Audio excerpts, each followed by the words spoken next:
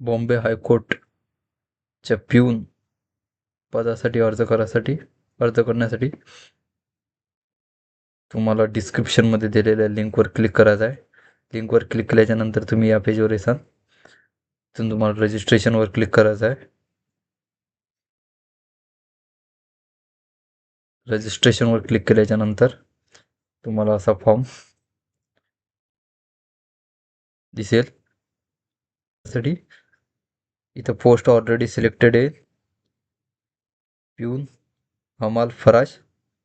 इथं आपल्याला फॉर्म कुठे टाकायचा आहे ते सिलेक्ट करायचं आहे. मुंबई, नागपूर, औरंगाबाद. त्यानंतर इथं आपल्याला नाव टाकून घ्यायचं, सिलेक्ट करायचं आहे. त्यानंतर इथं फर्स्ट नेम,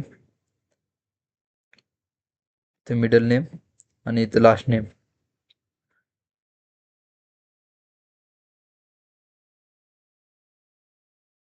ॲड्रेस टाकल्याच्या नंतर इथं आपल्याला आपला डिस्ट्रिक्ट सिलेक्ट करायचा आहे. त्यानंतर इथे पिनकोड टाकायचा आहे. इथं नॅशनॅलिटी इंडियन सिलेक्टेड आहे. इथं डोमेसियल महाराष्ट्र यस करायचं आहे. इथं मेल आय डी टाकायची आहे. मेल आय डीच्या आधीचा हिस्सा इथं टाकायचा आहे आणि ॲट नंतरचा भाग जसे की इथे gmail.com टाकायचा आहे. त्यानंतर इथं मोबाईल नंबर टाकायचा आहे. इथं आपला आधार कार्ड नंबर टाकायचा आहे. इथे जेंडर सिलेक्ट करायचा आहे, मेल फिमेल. त्याच्यानंतर इथं रिलिजन सिलेक्ट करायचा आहे. त्याच्यानंतर इथं कॅटेगरी सिलेक्ट करायची आहे आणि इथं कास्ट टाकायची आहे. त्याच्यानंतर डेट ऑफ बर्थ टाकायची आहे. इथं डे, इथं मंथ आणि इथं इयर. त्याच्यानंतर इथं बर्थ प्लेस, जन्मस्थान टाकायचं आहे. आपला जन्म कुठे झाला ते.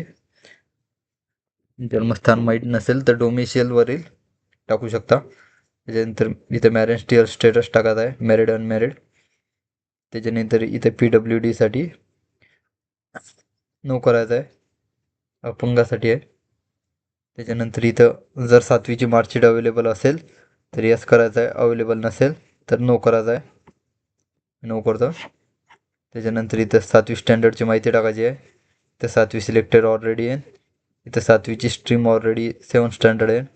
इथं आपल्या शाळेचं नाव टाकायचं आहे 7वीच्या. इथं 7वी कधी पास झालो ते टाकायचं आहे. त्याच्यानंतर नो केल्यामुळे हे ॲटोफिलमध्ये याला ॲड करायचं आहे.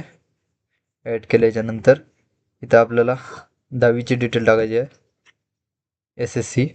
इथं आपल्या शाळेचे नाव टाकायचं आहे. इथं पासिंग इयर टाकायचे आहे आणि आपल्याला 10वीत किती मार्क्स पडले ते इथं टाकायचे आहे आणि किती PQ पडले ते इथं टाकायचे आहे.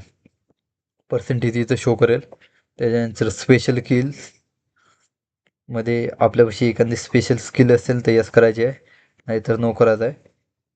नो लँग्वेज, आपल्याला कोणकोणत्या भाषेचे ज्ञान आहे त्यासाठी Marathi, read write speak. Hindi पण रीड राईट स्पीक आणि इंग्लिश पण.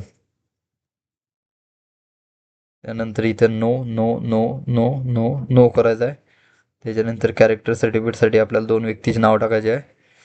इथं पहिल्या व्यक्तीचं नाव, इथे त्याचा व्यवसाय, तो काय काम करतो ते, त्याचा मोबाईल नंबर आणि ॲड्रेस.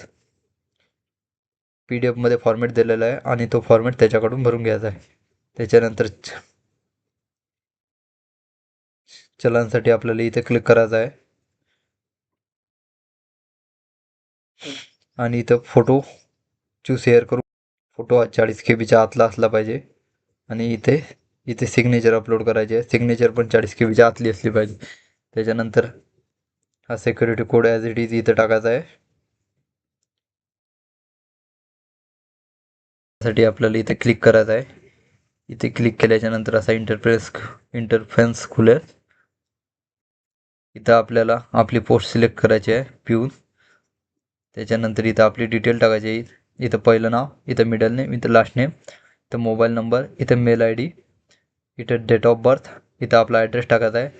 ॲड पोस्ट इथे टाकायचा आहे आणि डिस्ट्रिक्ट इथे टाकायचा आहे. त्याच्यानंतर ईमेल रिटर्न नेममध्ये आपलंच नाव टाकायचं आहे. मोबाईल नंबरमध्ये मोबाईल नंबर टाकायचा आहे आपला आणि इथं मेल ID मध्ये मेल ID टाकायची आहे. हे केल्याच्यानंतर इथं हा कॅप्चा टाकायचा आहे. I have read and agree करायचा आहे. हा कॅप्चा टाकायचा आहे आणि नेक्स्ट माहिती जशीच तशी येईल, माहिती चेक करून घ्यायची आहे. नेक्स्टवर क्लिक करायचं आहे. तर सिलेक्ट करायचं आहे. UPI सिलेक्ट केल्याच्यानंतर इथे QR कोड, QR कोडला स्कॅन करायचा आहे. स्कॅन केल्याच्यानंतर 1000 रुपयाची पेमेंट करायची आहे. आणि त्यानंतर इथून सक्सेस येईल. याला स्क्रोल करून याची प्रिंट नंतर आपल्याला जो नंबर भेटतो तो नंबर इथं टाकायचा आहे. पेमेंटची डेट सिलेक्ट करायची आहे, मंथ सिलेक्ट करायचा आहे आणि इयर सिलेक्ट करायचं आहे, पेमेंट कधी केली ते, आणि आय ॲग्री करायचं आहे. आय ॲग्री केल्याच्या नंतर आपल्याला एक रजिस्ट्रेशन ID भेटतो.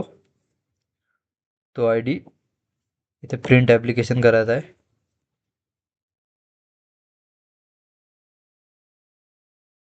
प्रिंट ॲप्लिकेशन केल्याच्या नंतर आपली मेल ID टाकायची आहे. इथं रजिस्ट्रेशन ID आपल्याला मिळालेला आहे तो टाकायचा आहे.